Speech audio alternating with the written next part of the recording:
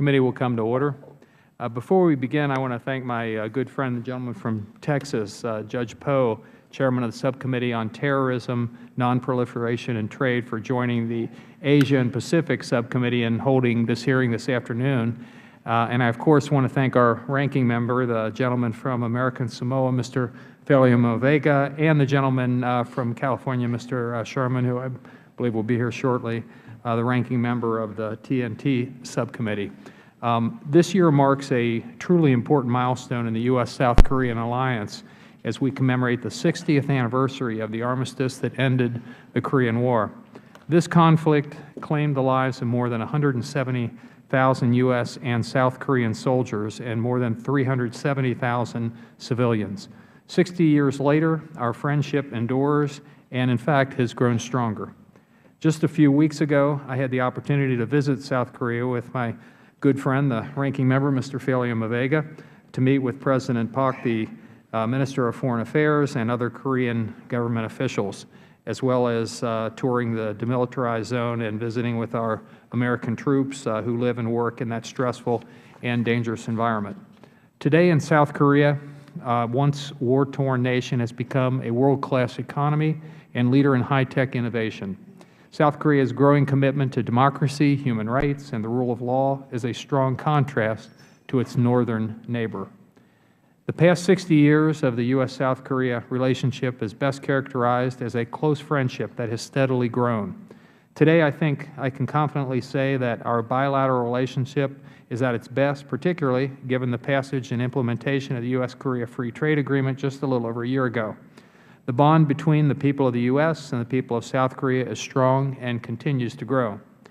One group that certainly deserves special recognition is the Korean American community, which has worked tirelessly to ensure that the U.S.-Korea relationship remains strong, relevant, and forward-looking.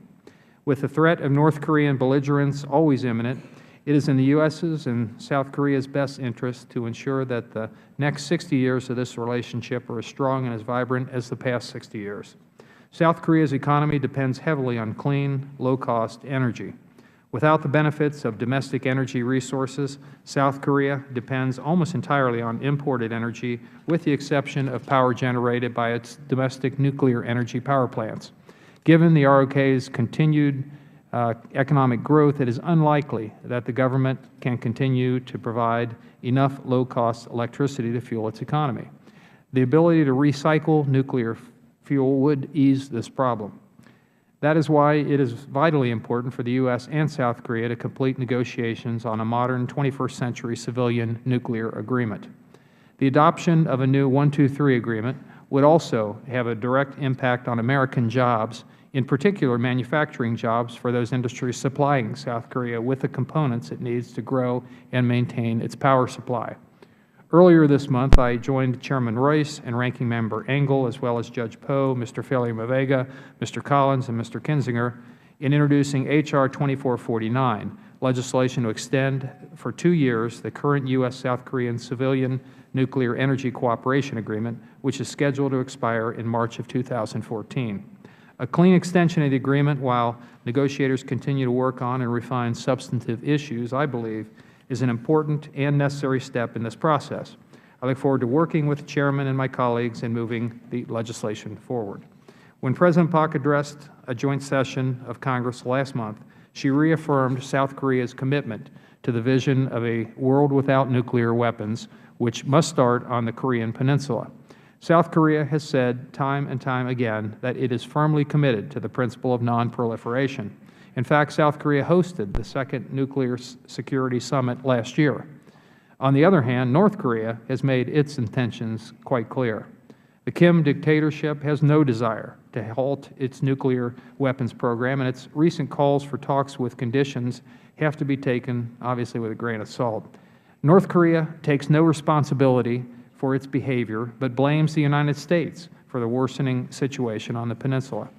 The U.S. must maintain a consistent position that makes it crystal clear to the regime in Pyongyang that we will not concede to its unreasonable demands.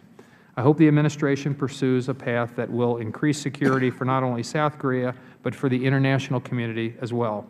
I look forward to hearing from our panel this afternoon, and with that, I yield to the ranking member, the gentleman from American Samoa, Mr. Filiamavega, for his opening statement. And I would note that we're going to have votes on the floor here shortly, so we will be interrupted by that. And also, Mr. Poe and Judge Poe and myself both are in the Judiciary Committee, and we're marking up one of the immigration bills as I speak. And so we're going to be going around and trying to tag team this to some degree. We hope that doesn't disrupt the hearing too much. So I recognize the gentleman from Samoa, the ranking member, Mr. Filiamavega.